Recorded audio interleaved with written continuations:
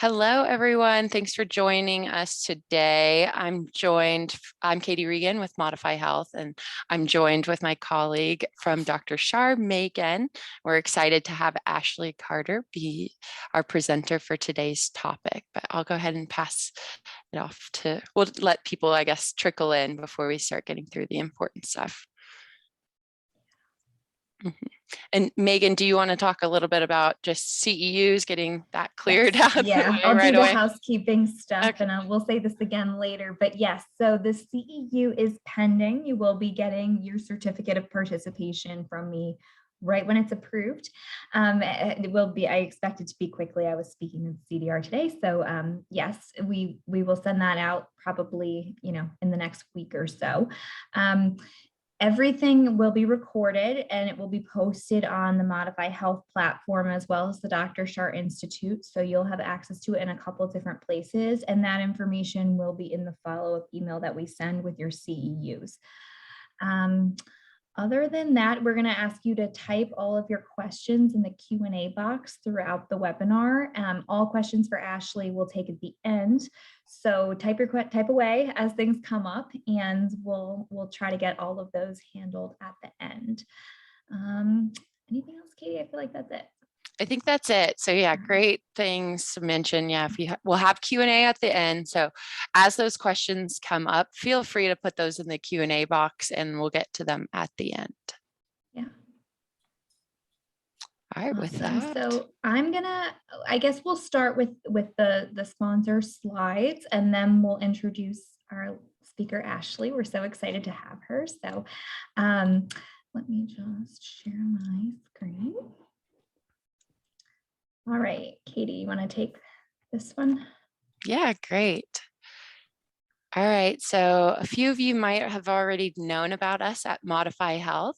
Modify Health is a low FODMAP and Mediterranean fully prepared meal delivery service. We deliver to all 50 states in the US. We have 30 low FODMAP meals as well as 30 Mediterranean meals. So there's lots of variety for patients, especially when going through such a interesting transition from, typical American diet to either trying to follow a low FODMAP protocol, like we'll speak of today, or if somebody is looking for just all around healthier meals, we have the Mediterranean meals. And if you have any questions as a dietitian about Modify Health, please feel free to contact us at providers@modifyhealth.com. And we're happy to answer those questions, get you some samples, as well as provide a discount code for your patients. Great. And I can move my. All right. So, and I'm going to talk to you about Dr. Shar. So Dr. Shar is an Italian company that makes Shar gluten-free foods. We've actually been doing gluten-free for 40 years. And more recently, we've started to get into the IBS world a little bit, which is how I was introduced to Katie. So we have a variety of gluten-free and low FODMAP offerings. I will actually be when I send out the follow-up email with the link to the recordings, I will also send you a link to our low FODMAP offerings, because it's not all of our products, but we are Monash certified. Other things to know if you sign up for the Dr. Shar Institute, which is our platform for healthcare providers, we have a variety of different offerings. We've got sampling opportunities, newsletters, webinars like this for CEUs. We've got downloadable handouts. So a lot of good stuff in the Dr. Shar Institute. You just need to sign up for an expert area account. I do have my email here, but you will be getting all the follow-up communications from me. So don't need to write that down. Eventually you'll have my email. And yeah, we're really excited to get started. So I'm going to stop sharing my screen. Ashley, you can go ahead and I'll introduce you. So Ashley Carter is a registered dietitian nutritionist and co-founder of Eat Well Exchange, which is a nonprofit that teaches low socioeconomic communities of color how to eat their cultural foods in a healthier way. Ashley graduated from Florida State University with a degree in dietetics and a minor in religion, and she's currently pursuing her master's in clinical nutrition with a focus in health information and technology. With her nonprofit, they provide cooking classes, gardening workshops, and professional training to educate on the nutritional value of foods from around the world. To this day, they have educated over 11,000 people, which is so impressive. And they work with community gardens and have even started a garden in Grand Guave, Haiti, to improve access and affordability to healthier foods. Her focus is to prevent negative health outcomes while still maintaining cultural foods and traditions. So with that, I will turn it over to you, Ashley. Thank you for being here. Hello, everyone, and thank you all for having me. I am so excited to talk about this topic today. Today, we're going to talk about the low FODMAP diet and the importance of incorporating cultural foods when it comes to nutrition recommendations. So here's our agenda for today. We're going to talk about cultural and ethnic backgrounds and the impact that that has on our relationship and food choice. We're also going to identify some of the social and environmental barriers and how that can affect your clients that are of a low socioeconomic status. I also want you all to learn how to use and recommend foods from diverse cultures of the African diaspora. And I'm going to help list out some foods from you. So that way you can walk away today and you'll know foods that are low FODMAP from different cultures. So a little bit about me. My name is Ashley Carter. I'm a registered dietitian. Thank you all for the wonderful introduction already, but I am based out of Miami, Florida. And I've been a dietitian since 2019 and working in the nutrition field for the past 10 years. So Eat Well Exchange was founded because myself and the other two founders, we noticed that as a registered dietitian, we work with a lot of different clients, but we don't learn a lot about different cultures in school. So when it comes to educating clients, we typically stick to the diet we know, which is the standard American diet, westernized foods. But that creates a barrier because sometimes we're speaking a language that our clients don't understand and making recommendations that don't always resonate with them. So what we decided to do is found our own nonprofit where now we teach with a focus on culture. So at this time, we have taught over 11,000 people for all throughout the US and even abroad in Haiti and the UK, and just teaching them how foods from your culture can be healthy and how they can be beneficial to you. So we educate communities, but also organizations as well. So we worked with a variety of organizations and also healthcare providers, because we know that as dietitians, you know, sometimes even physicians, nurses, they need to be educated on the importance of culture as well. So that's what we do. Since 2020, we've been doing a lot of virtual, like the rest of the world. So we have really navigated into this space, and I'm grateful for it because like today, I'm able to speak to you all from all throughout, you know, the US. We do in-person and virtual gardening classes, which has been very fun. And we teach you how to grow your own foods, which helps with increasing access in lower income communities. We also do culinary classes because we learned that we can talk about food all day and we can suggest different food items. But if your clients are not aware of how to prepare certain foods in ways that taste great, they won't eat them. So we do cooking classes and demonstrations as well. And also we advocate for food policy. For the dietary guidelines, we did go out to Washington, D.C., and we did advocate for the inclusion of cultural foods to be mentioned in the dietary guidelines. So that's a little bit about Eat Well Exchange. And of course, we're on Instagram at Eat Well Exchange. And my personal Instagram is Ashley V Nutrition. So please follow me and you'll always see a lot of great tips on both of those sites. All right, so why does our culture matter? We know that we're from different places, but does that really matter when it comes to food and nutrition? Do we have to even include someone's culture? Those are some questions that you may be asking yourself right now. Like, why does this really matter? Why do we have to talk about culture in a setting like this? And I can tell you that our food means so much to us. If you can right now in the chat, drop your favorite foods. So I'm going to check. And while I'm talking, you can take a look and just tell me some of your favorite foods that you like and you enjoy. Okay, I see fried rice, sushi, pizza, chips and salsa, cereal, tacos, mac and cheese. Okay, city gang. I hope I didn't pronounce that wrong. Avocado, fries, eggplant parm. Oh, all this great food. I have not had dinner yet, so now I'm really hungry. Pasta, curry goat. Wow, nice. Good, good, good. I love seeing your favorite foods, and I like to ask this question because I see so many exclamation points when you talk about your foods. I see so much about your family. If you're eating roti, if you're eating chili, if you're eating different food items, enchiladas, it really shows a lot about, your family and your culture. And that's so important. Just looking at your favorite foods, it starts to open up more information about you.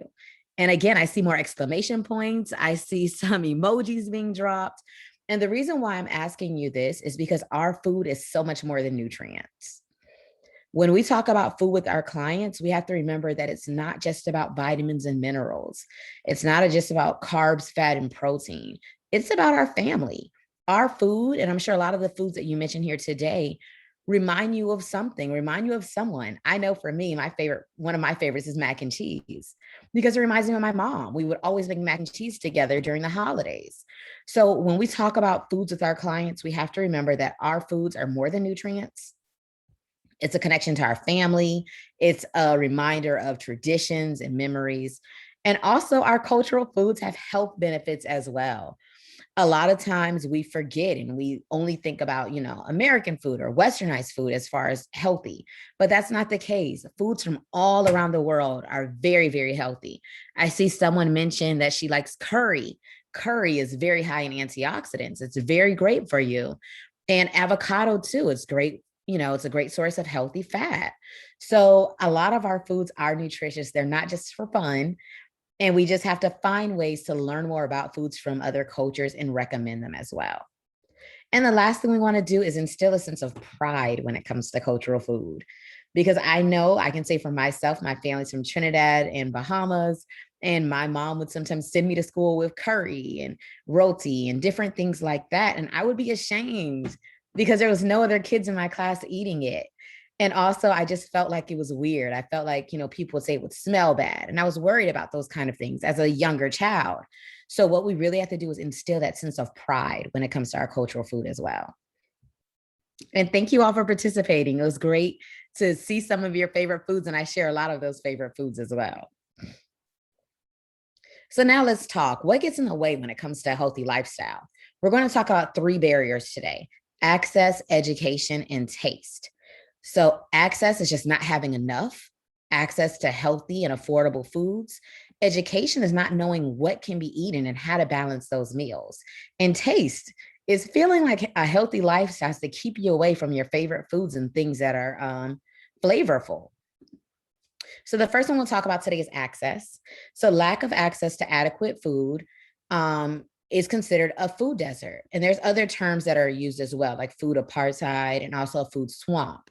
So if you're more than 10 miles away from an area that you can get fresh food, it's considered a food desert. So in a food desert, I know it's deserted. That's probably what you're picturing in your mind, some tumbleweed blowing through. But that's not the case. Food deserts are all throughout the US. And I'm sure after this presentation, if you look up a food desert in your area, it may not be that far away. So it's important to know that food deserts are everywhere. So we have to learn that when we're dealing with clients from different places, we have to meet them where they are. When you live in a food desert, you have a higher rate of diabetes, obesity, and cardiovascular disease. And I know you may be thinking, wait, if it's a food desert and you don't have a lot of food, how are they obese? The issue is there's not a lot of fresh and affordable, healthier foods, but there are a lot of other foods available. So usually those foods are more of like, the packaged items that they may not have a lot of vegetables or fruits or grains available to them in those areas. So that's why, people that live in those areas may consume more. And I can tell you for myself personally, I was raised in a food desert and I didn't know because that's the only thing that I knew growing up.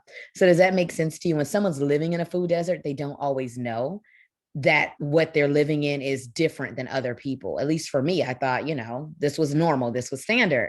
But it wasn't until I moved to a different area that I realized that I could walk to Publix and that I had other options compared to just a corner store. So when you're lacking healthy options, a lot of times there's an increased availability of fast food. So areas that are lower income are 2.5 times more likely to have fast food, corner stores and liquor stores compared to areas that are not food deserts. So just think about it. That's why these areas are sometimes called food swamps, because they're oversaturated with the not so healthy options and they don't have enough of the healthier options. So I know you may be asking yourself, so why are these things happening? Why do food deserts exist? And just to be honest, a lot of times it's done by design. So some areas that are lower income area, they may not be able to bring the traction to get larger stores into their community. Sometimes stores go out of business in these areas. And sometimes there's just zoning rules that don't allow certain grocery stores, or in the other side, there's not enough zoning rules. So there's an excessive amount of liquor stores and corner stores. So it happens in a lot of communities. It is typically in diverse communities, African-American communities, and lower income communities. And this is unfortunate because typically those are the people that are not going to be able to advocate for themselves and to lobby and to really make a difference. So you have to remember that it's not as easy as just dropping a grocery store somewhere. It's not as easy as just taking a bus. For some people, it's very, very difficult to get to healthy foods. All right. Another barrier to a healthy lifestyle is education. Registered dietitians are not referred enough when it comes to some patients. So it's important that we remember that not everyone has access to a dietitian or knows what a dietitian is. So we really have to put ourselves out there when it comes to social media, when it comes to working with different community partners, when it comes to working with healthcare providers. Dietitians really have to implement that we are the experts of our fields. We are not, the influencers, but we are the experts. And when it comes to dietitians, 80% of dietitians identify as white, and only 2.7% identify as Black and 3% Hispanic. And other demographics as well have very low percentages, less than 10%. So there's a lack of representation in our field. So there's little education or knowledge about cultural foods. So when someone comes into your office and they begin to talk about some of the foods that we saw in that chat right now, like if they begin to talk to you about curry goat and you don't know about curry goat, some dietitians will tell them, well, don't eat it. But what's important for us to do is learn about foods from different cultures, so that way we know how that food can belong in that plate. Education is also important because you can give someone the healthiest food in the world. You can grow them a garden. But if someone does not know or how to use those foods and they're not properly educated on why they need those foods, they may be more resistant to give it a try. So also our education, at least for Eat Well Exchange, we try to make our educations very lively, very fun. And that way when we're working with children and adults, they feel connected to what we're teaching them. And it's interactive ways. So even if you're not, the most educated or you don't know a lot about food and nutrition, you can still understand the concepts that we're talking about. Another barrier to a healthy lifestyle is taste. I can be honest with you, my family, as I mentioned, is from the Caribbean. So I'm used to foods being very flavorful. Everything that I eat, I want to have some type of jerk, curry, nice taste to it. So if you tell someone that when it comes to healthy eating, that they have to eat, raw foods, or if you tell them they have to eat plain foods, or if you're really strict on sodium or different things like that, they may begin to get nervous. So it is important to use fresh herbs like thyme, basil, coriander, cilantro, parsley, and rosemary, which are also suitable for someone with IBS, and just explain to them that you can use these herbs still to add flavor to your foods. And also some other spices they can use is paprika, allspice, which is very well known in the Caribbean, cinnamon, cumin, five spice, and turmeric as well. So these different spices and herbs can be used to add flavor to food, because flavor is so important. We want our foods to taste good. So by using these different spices, because onions and garlic are typically avoided when it comes to a low FODMAP diet, but you can use the garlic and onion infused oils. So that's something you can share with your clients, that there are oils they can use that can still provide the flavor that they want without, the negativity that comes along with it.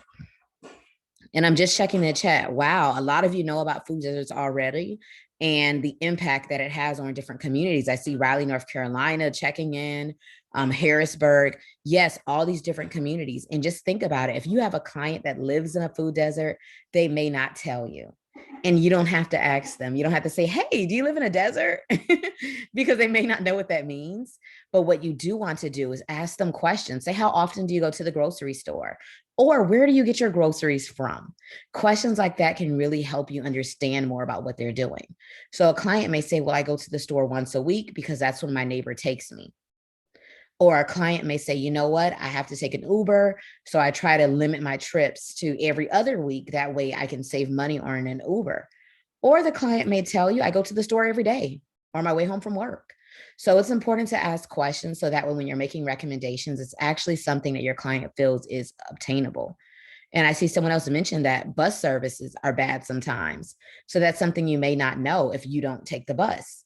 What I recommend for everyone to do is wherever area you're in, whatever clients you typically work with, go to the grocery store they shop in. And I have done this, and I was surprised working for the WIC program in Tampa. I made all these great recommendations about what the clients can eat and all these different vegetables to try. But then when I went to the grocery store close to in that area, the university area where they live, I noticed that a lot of the aisles were empty. I noticed that a lot of the vegetables weren't that great as far as being, spoiled or close to it. And then I noticed a lot of the cans were almost, expired.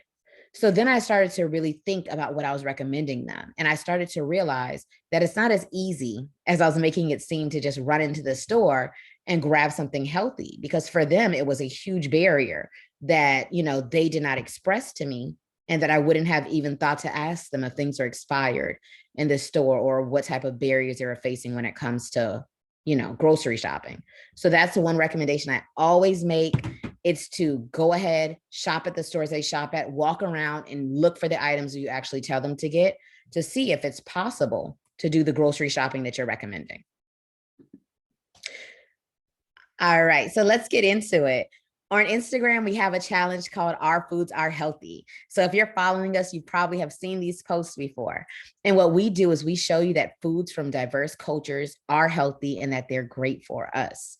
So for these foods, I did include a lot of low FODMAP foods as well, like breadfruit, yellow yam, ackee and saltfish. And pretty much this shows you that if a client is from a different culture, like from Haiti, from South Africa, from Jamaica, it doesn't matter. They can still eat foods in their culture and it can still be very healthy for them.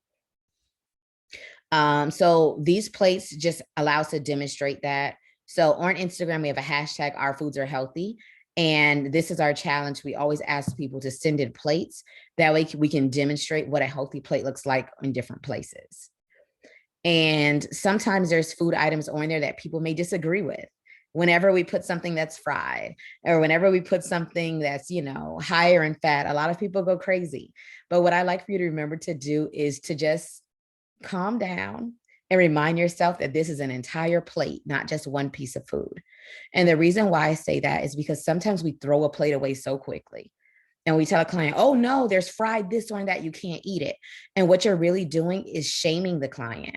And now you're teaching them to be quiet, because you're teaching them that when they tell you what they do eat, you're very negative about it.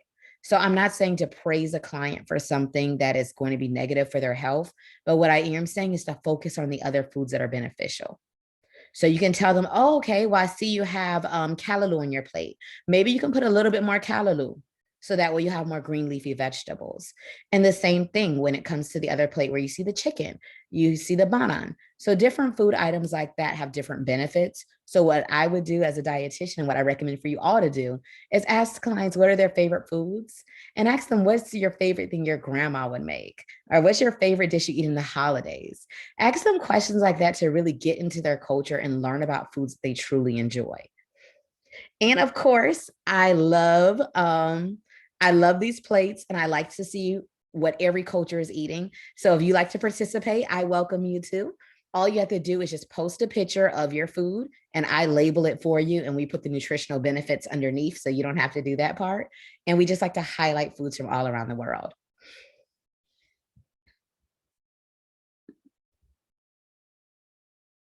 Okay. All right, so let's talk about IBS. So IBS is irritable bowel syndrome, and it's a common chronic functional gastro or GI disorder.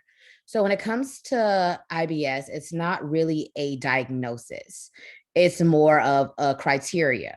So pretty much if someone has, bloating, abdominal pain, and changes in bowel patterns, so that could be either constipation or diarrhea for some people, then the physician will recommend that they have IBS.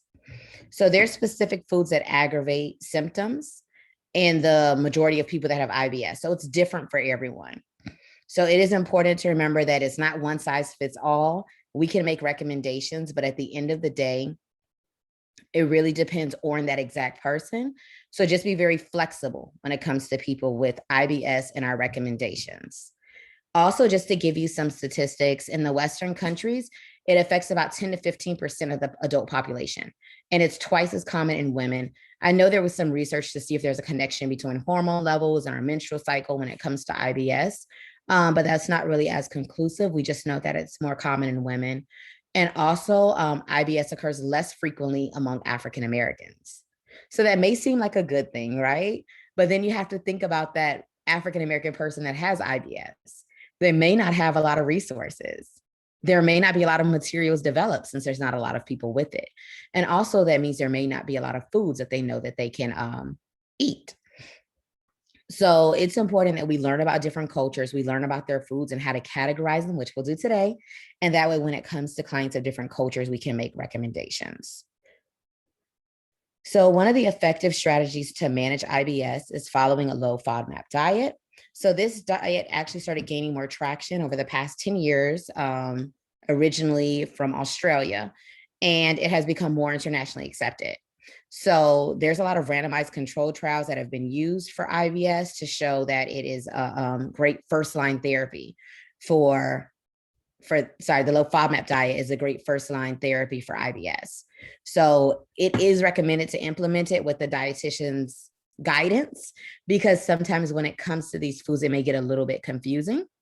So we want to make sure that we're guiding them and letting the clients know what foods are acceptable for them, and also making sure they're getting enough calories and nutrients throughout the day.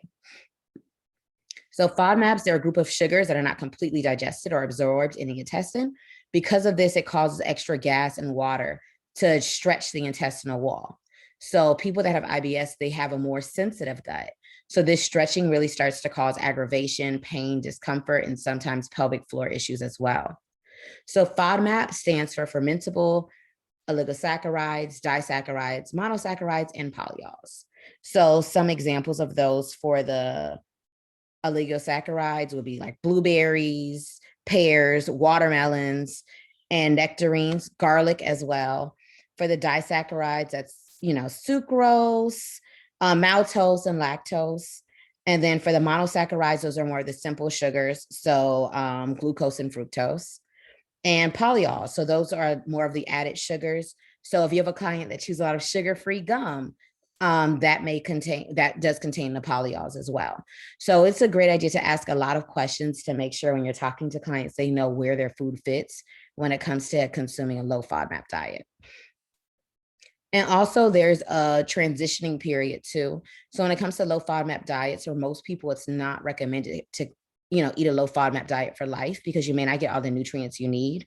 But working with a dietitian, you can help the client find a variant where they're consuming primarily low FODMAP foods, but still getting a good variety of nutrients in their diet. So we're very important. And I was watching a lot of different videos on the low FODMAP diet and just, doing a lot of research.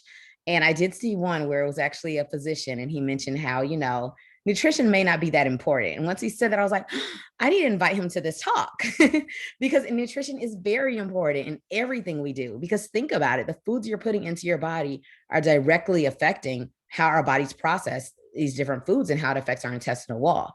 So we really have to learn as much as we can, so that way we can make great recommendations.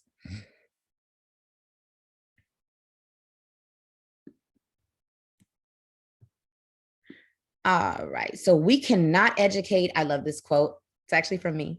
We cannot educate about foods without learning what foods mean to those you're educating. And the reason why I say that is because you can have all the knowledge in the world about every single food. But if we don't know what that food means to that person, we're doing nothing. Think about that. Someone here mentioned they like eggplant.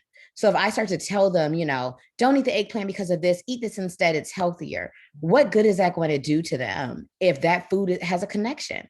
So we really have to learn more about what these foods mean to our clients before we begin to educate them, and also know what their boundaries are. Our clients have boundaries. We have to listen, we have to understand, and we have to know when we can insert our opinion, when we can give them our expertise, and when it's our time to listen.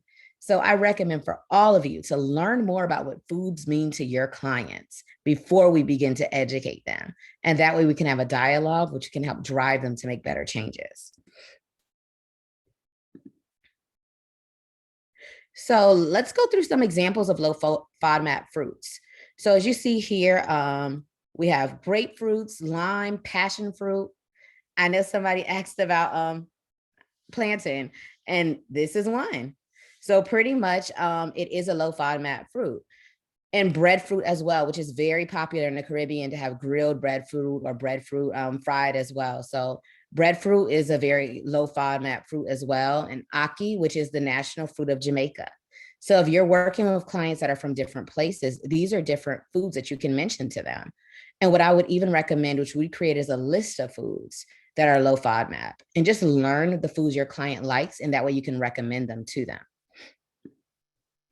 So if your client is telling you about foods that they like, and even in some of those plates that I showed, I had breadfruit on there, I had ackee on there. So this is something you can praise your client for. And you can say, wow, you're doing a great job. You're already including foods. When it comes to a low FODMAP diet, you don't have to change that much because you're already consuming foods that are lower FODMAP.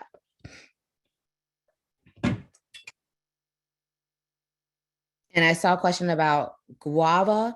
Guava, I believe so. I'm not 100% sure, but jackfruit, yes, because jackfruit and breadfruit are, closely related.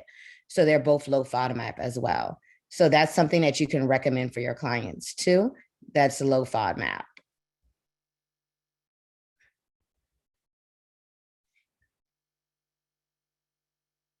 And for a lot of people, I know I just mentioned jackfruit. Thank you for bringing that up, Brenda. Jackfruit can be used as a meat substitute for some people when it comes to texture. It's not too high in protein, so they can still pair it with something else. But with jackfruit, you can prepare it similar to pulled pork. So that's a great item that you can add to your diet. And you could suggest for clients different recipes that include jackfruit as well. Here's some vegetables. So carrots, green beans, potatoes, and okra are all staples to the Southern culture. And also for the African American community as well. Okra is a big staple, mustard greens, spinach, collard greens. So these are all foods that are very familiar. So if you're talking to a client and you tell them they can eat collard greens on a low FODMAP diet, and that's one of their favorite foods, they may jump for joy. So do you understand the importance of this? What we're doing is showing people that what you're eating, foods you currently like and enjoy, are good for you. You can include these foods. And that way, when it comes to following these recommendations, it's so much easier compared to if you tell someone that they can't eat foods that they're accustomed to.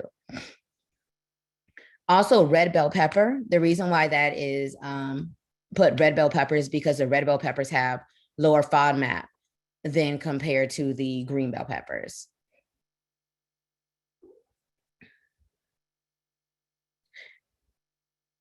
And sweet potatoes as well. Sweet potatoes are another staple for a lot of cultures when it comes to starchy vegetables. So that's another recommendation too. So this is not an all inclusive list. Of course, these are just some foods that I wanted to point out that I felt would resonate with a lot of different cultures. So it's a great idea to learn these foods and learn how you can incorporate these foods when you're meal planning with different clients. For proteins, you have lentils. So it's recommended that it's canned and rinsed. Chickpeas, lima beans, eggs, and also animal meats are typically low FODMAP, seafood, tofu, and temp. And these are a good variety of foods that you can recommend. I know for chickpeas, it's also called garbanzo beans in other cultures, and it's used all throughout the world. So they're high in protein. So if someone is, vegan or vegetarian, it's something that you can recommend for their source of protein with a low FODMAP diet. And also lentils. A lot of cultures eat and enjoy lentils. So again, they can use the garlic oil when cooking these different sources of protein compared to actual garlic. So that way, it's going to be easier in their stomach as well. Grains. All right. When it comes to grains, a lot of times it may be a little bit confusing with a low FODMAP diet, but here's some examples of grains that can be consumed. So we have cornflakes, bulgur, millet, oats, rice, tortillas, buckwheat, which is consumed in different cultures. So it's a great idea for us just to have these foods ready. So that way we know when we're making a recommendation that we're not boxing our clients in and saying that they can only eat, corn flour. No, there's so much more. You can have tortillas too. You can have rice. You can have corn flour. So it's important to know about these different foods because what we really want is for our clients to be able to apply what we're telling them, not just to give them information and for them to go home. We want them to be able to follow the guidelines that we're giving them, and we want them to feel comfortable with these guidelines. And we want them to know that my life does not have to be uprooted and changed just because of a change in my diet. I can still eat foods that I'm comfortable with, foods that I like, foods that I enjoy, and follow a low FODMAP diet. And I put some snacks and sweets here too. So dark chocolate is one, popcorn, plantain chips. I know I put those in there twice. You have the plantains you can eat, and then also the chips as well, which plantains are like a lot of different cultures enjoy throughout the Caribbean, South America, Latin America. So that's something that will be a highlight for a lot of clients to know that they can still enjoy their plantains.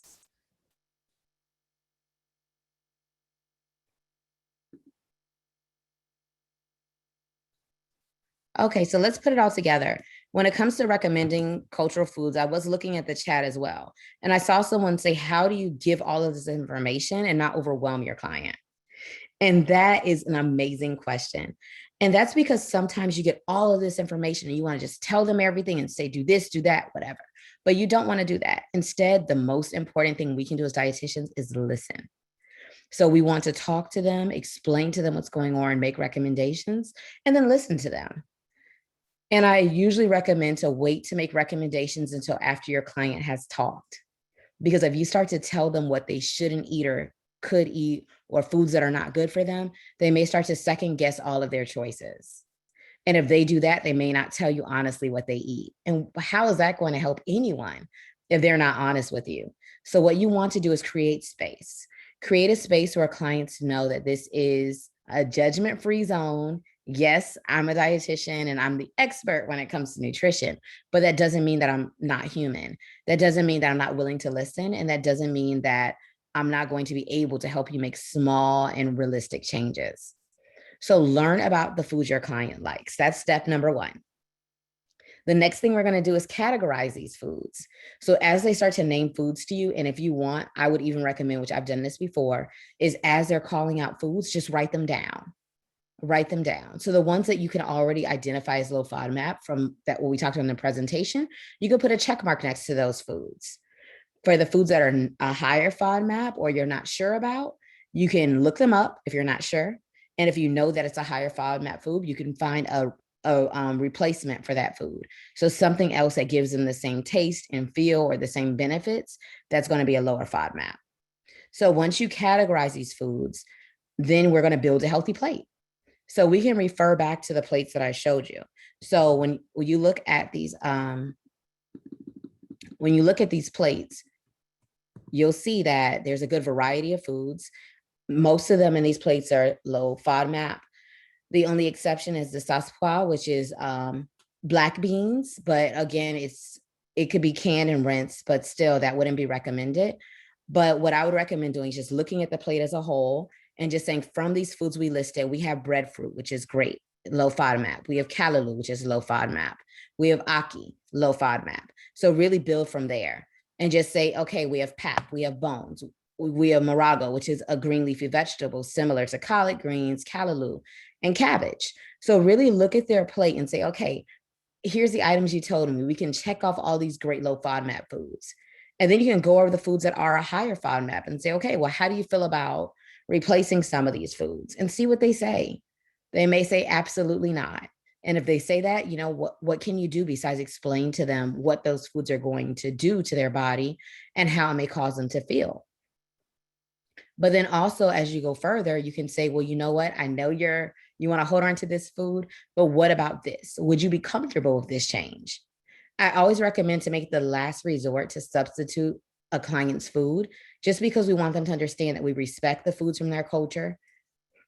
We respect their traditions. We respect what they stand for. So we don't want to step in and automatically make it our first resort to just wipe out their foods.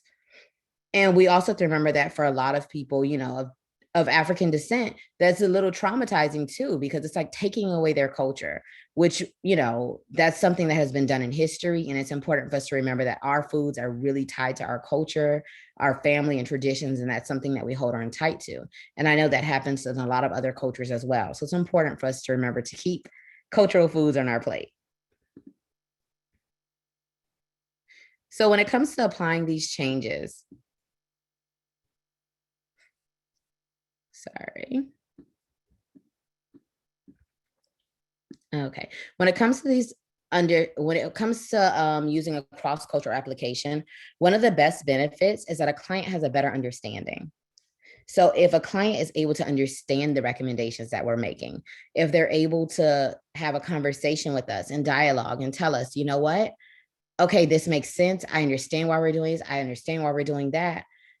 That's important, because we can have all the knowledge in the world, but if our clients are not taking it with them, what good are we really doing? There's also going to be an increased adherence to the recommendations. If the client has an active approach and they start to say, you know, this makes sense. Okay, I like this. I can do this. I can keep my calorie on my plate. They're going to be more likely to follow the recommendations, compared to if you told them that they can only eat kale and that's not something they're familiar with eating, they may not try it. If you tell them all they can have is quinoa and they really want to eat rice, they may not try it. So if we take foods that they already eat and enjoy and recommend those foods, they're going to be more likely to follow it, because why not? It's already something you like. It also improves your client relationship, and that's so important. When someone feels heard, they're more likely to talk to you. They're going to share their victories with you. You're not on the opposing side. And as dietitians, we want to make sure we're on a team with the clients we work with and that we're not fighting with them.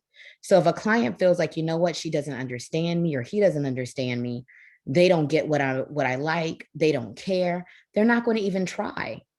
So we want to improve the relationship by listening more than we talk, and just making recommendations that are going to fit the client, and also showing them that they're heard.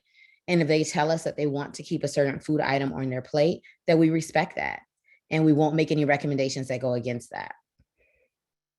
And, you know, it's to continue education with every culture. So I do not expect anyone on this call, not myself, to be an expert in every single culture. So it's important for us to learn, continuously learn about different foods, different cultures, and different people. Because you may meet one person from Trinidad and they may love roti, but then you meet someone else and they don't. I haven't met one, but still, as far as the example, it is possible to meet someone from different cultures that don't like different foods that are staples to that culture. You can meet someone from Jamaica that doesn't like ackee, even though that's their natural fruit. So don't have a client walk in and you just assume like, oh, Jamaican, you like this, and this. Trinidadian, you like this, and this. Nicaraguense, you like this, and this. We don't want to do that. We don't want to put people in boxes and make assumptions. But what we do want to do is learn enough about foods from different cultures so that if someone begins to tell us about their food, we can be knowledgeable. And remember, if you don't know, it is okay. Just tell the client, wait, you eat pop? I never heard of that before. Can you explain that to me? What is that? How do you like to eat it? How do you prepare it? Ask questions to learn more. So once you start to learn more about different foods, you can make a better impact, which is what we're here for. Everyone that joined this call this evening, you could have been anywhere, but you're on this call right now because you want to make an impact to your clients by learning about foods from different cultures and learning how they can implement those foods into their diet every single day. And also very important, we want to decrease flare-ups. So if we learn about low FODMAP foods and we learn about ways to apply that to their diet, we can help decrease the flare-ups that they're experiencing. Okay, so I know we talked about a lot today, and I hope you all got something from this. Just wanted to explain that when it comes to foods from diverse cultures, a lot of them are healthy and they can still be included in a low FODMAP diet. It's just up to us as the nutrition professionals to learn about those foods and be willing to ask questions and find ways to build a healthy plate using the foods that are considered low FODMAP. So thank you. Any questions? Thank you, Ashley, so much for doing such a thorough job, I think, on such a complex topic. I also really think you did a great job engaging everyone in the audience. It was so wonderful hearing from everybody about their favorite foods, about the neighborhoods and where they saw food deserts and were kind of shocked by it, as well as just the overall engagement felt amazing. And that's all because of you, Ashley. You did a great job on this Thank presentation. you. And just as Ashley was saying, if people have any questions, we'd love to get to those. We're going to first try to go through the questions that are in the Q&A box. So it's a little different than the chat bar. If you have put a Q&A in, or if you've put one of your questions in the chat, please try to move it over into the Q&A so that way we can make sure to get to it. But with that, I'm going to go ahead and start asking some of the questions that we have there. So one of the very good questions that came in was, let me see, why are canned lentils or chickpeas considered low FODMAP versus dried ones? Dried lentils and beans are very budget friendly. That's a good question. And pretty much it's because they produce more gas when they're dried, just because you have to soak them usually, and throughout that process it has more gas than when they're canned. Yeah. And rinsed. So rinsing them also is going to help decrease the sodium as well that they typically would contain. Absolutely. Great question, Ashley. And I also, to add to that, I sent out an article if anyone had any further questions on the beans. I attached it to that question. And another thing to think about is FODMAPs are water soluble. So when it's soaking in that juice of the can, and then you can rinse that off, it removes a little bit more than if you were just producing it at home and soaking it. But another tip is just to soak it in a lot of water and then rinse that out. And then let me see. So Nancy has a question. Could you please discuss about Middle Eastern foods and what we're able to eat or avoid? So I guess, Ashley, a great question on this is just how would you address some of the different cultural foods? Yes, when it comes to Middle Eastern foods, I would recommend to do the same thing, to ask the client common foods that they typically like to eat, and then go from there. So you can see which foods are lower FODMAP, which ones are higher FODMAP, and then just begin to recommend those that are lower FODMAP, depending on, of course, their current diet and the recommendations for them. Let me see. Sorry, I did write down some foods from different cultures, so I can share some of those with you. Oh, thanks. Well, we did mention the chickpeas, so that is one as well. So there's like a tabbouleh that you can make that's low FODMAP, and different type of salads as well that are using, of course, the vegetables that are lower FODMAP. Yeah, great. Sorry, just to jump in, just remember that, again, you don't have to be an expert in every culture. But as someone comes in from a different place, or, even if you see two people from the same place, it's okay to ask them to list different foods and then just look those foods up. And you get extra points if you teach them how to do that. It's great to show them like, hey, this is what I'm doing. I'm using this app. I'm showing, here's foods that are low FODMAP, here's foods that are higher. And that way they can go home and do the same thing. They can go in the grocery store and do the same thing. We want to empower our clients to know that you don't have to memorize these things. In this day and age, you don't. Maybe, 30 years ago, you probably would have had to, but now we don't. You can just have an app and know what's low or high FODMAP. So thank you for that question. Yeah, that's a great question. And I think that feeds into the next question I wanted to ask. Braden asked, is it unprofessional to look up foods during a session with a client? That goes right along with it. I don't think it's unprofessional at all, because it's important for them to realize that, yes, we're dietitians, we're very knowledgeable, but we don't know everything. We do not know every single culture of food. We're not even taught that in school, to be honest. We're not. And I minored in religion, and I still didn't learn about a lot of foods from different cultures. So that's not what we're expected to do. But what I would recommend to do is bring them in and show them, this is what I'm doing. Okay, these are the foods you like. This is how you would look this up at home, and see if that really helps them gauge to get a better understanding. But it is weird. Like if you're talking to a client and you're like this, like sneaking and looking it up, that's weird. So don't do that. But just, you can turn your computer screen and say, hey, this is how you would look up a slow FODMAP. And that way they can see, like, okay, they're being transparent. They're not being weird and like looking and, Googling foods underneath the desk. As long as it's an open process, I think it's completely fine. And to speak to that, I think you addressed it earlier in the presentation, just about how to ask some of these proper questions. I know I took away, first off, asking how people get to the grocery store can determine a lot. Do you have any recommendations on how to ask about certain meals that you just have not heard of before that come from a different culture? I typically ask questions. So if someone tells me that they eat a certain dish with their family, I can't think of anything right now, but if they tell me that they eat a certain dish with their family, let's say Hoppin' John. If they say, oh, I eat Hoppin' John, and I've never heard of that before, I would say, what is, can you tell me more about that? And then I'll say, oh, it's just black eyed peas, rice, different vegetables chopped up. And I'll say, oh, okay, that sounds good. What kind of vegetables are in there? And then I'll say, oh, just onions, garlic, whatever. I'm like, oh, okay. So when do you eat this? And I'll ask all the questions first. Because if that moment, let's say I stop them and say, onions, they're probably going to feel like, oh, no, I did something wrong. So instead, listen first, ask them all the questions. And then when you're done talking to them, you can say, okay, well, here's from those items. Those are some items that go along with the low FODMAP diet. Some of those other items you mentioned, may not be the best option. They're a higher FODMAP. So at this point right now, that may not be recommended for you, but maybe that's something we can reintroduce later.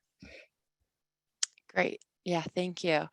Then Arlie says, thank you for the presentation. What would be your approach if there is a particular cultural food item that isn't listed in the Monash FODMAP app? I would just research it because I know Monash is really awesome. I use that a lot during this presentation. It's one of the resources that I put, and it's a great app. It has a lot, but I would just Google the food and see what comes up when you put low FODMAP. And of course, try to make sure it's a credible source. But a lot of times that happens because a lot of foods from diverse cultures may not be included. So I would just look the food up and see if it's low FODMAP and go from there, see if you can get great resources on it. Another thing that I do is there's a lot of amazing Instagram dietitians that I work with. I don't have to be the expert in IBS because, they are.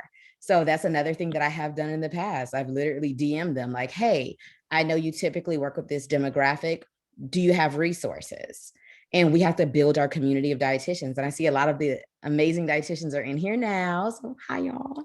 And you do that, utilize your resources, and you can ask different dietitians if they know those foods if you can't find it online. Yeah. And Beth has a question. Any suggestion for people who don't have a smartphone, or maybe they're just not tech savvy, what you would do with kind of regards to this app suggestion? I would say to print information for them. So similar to what I showed you today, where I had the fruits, vegetables, protein, and grains, and sweets and salty foods. I would make something like that for them. So that way you can print it and they can have that. And if you have clients of the same demographic, that's something you can have in your office. So that way they can take it with them. Because when it comes to that question, some people, and I experience this a lot, they won't tell you. Even some younger people, they won't say, I'm not great with my cell phone. They'll just say, oh, okay, yeah, I can scan it. Oh, okay, yeah, I can look it up, but they're not really comfortable. So it's important to have both. even though a lot of people are great with their phone, a lot of them are not. So it's a good thing to ask those questions and say, is this material you prefer to be written compared to something that you would like on your phone? Yeah. And Vivian has a good question out there. Is there a list of common foods used by each culture to be more acquainted with? Do you have any of these resources? Um, Not really, not a list, but I can say on our Instagram when we post our foods are healthy, we have the flags of the different places, and it gives you a good idea of cultural foods from different places. So you can use that as a resource. I know it's not a list, but it still gives you a good visual. And for me, it's important not just to learn the foods, but how those foods are composed on a plate.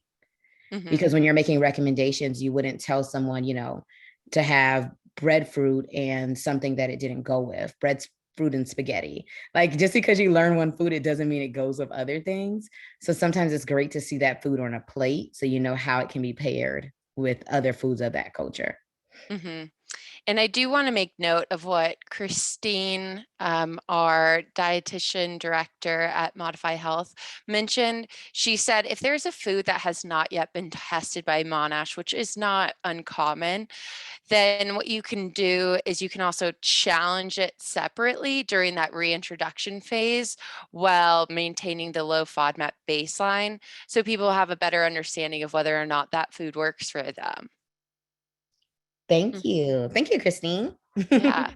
And with that, we have probably just about 5 minutes left. So I'm going to go through, actually, if there's any question that you've particularly seen that you want to answer, feel free, but I can also pull up, other questions.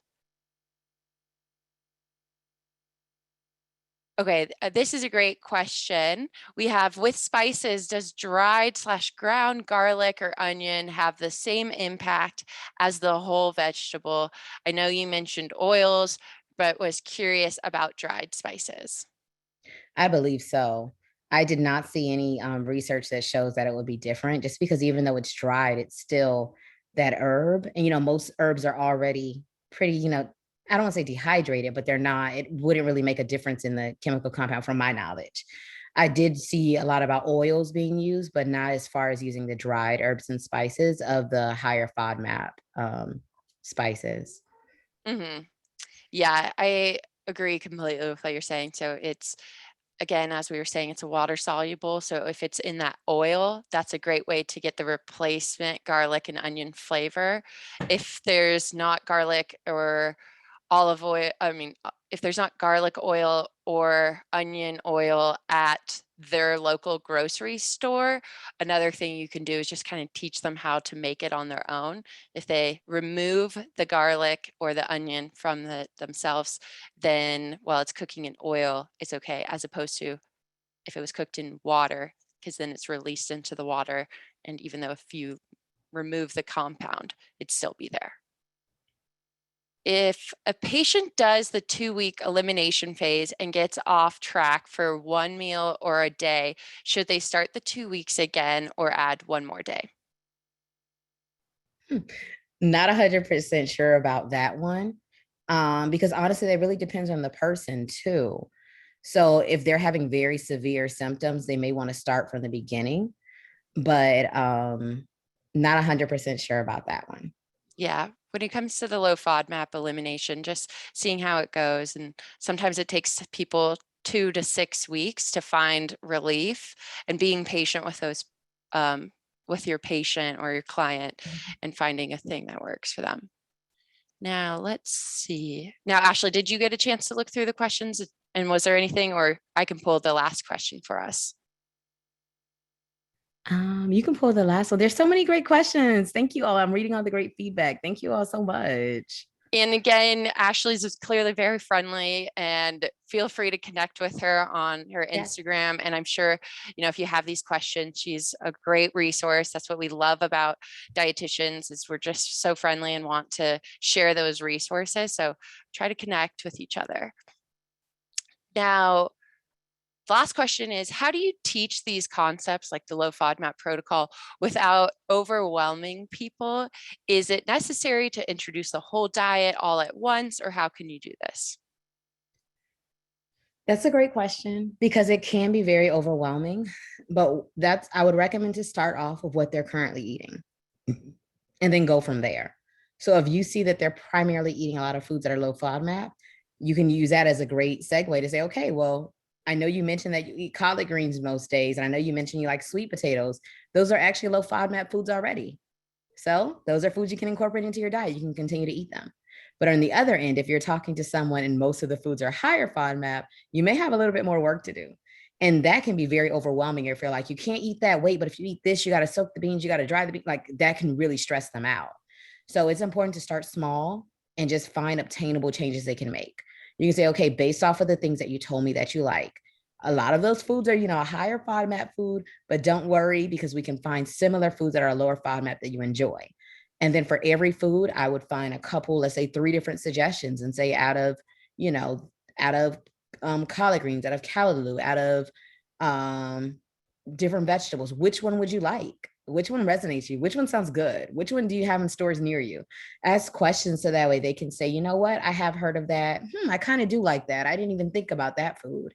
And do things like that so that way they can realize that it's not life changing because that's scary for anyone if you tell someone they can't eat any of the foods they're used to and they enjoy. So just find a common ground where you can say, okay, if you're already eating low FODMAP foods, here's some ones you can continue. And if they're not, finding a couple different suggestions, that way they feel empowered to make those decisions. Mm-hmm. And with that, that kind of concludes our presentation. There was a lot of great questions on the low FODMAP diet in general. And if you're interested in learning a little bit more about that, Dr. Shar Institute has a lot of great resources as well as Modify Health. We can also direct you to some different websites and we can send that in the follow-up email.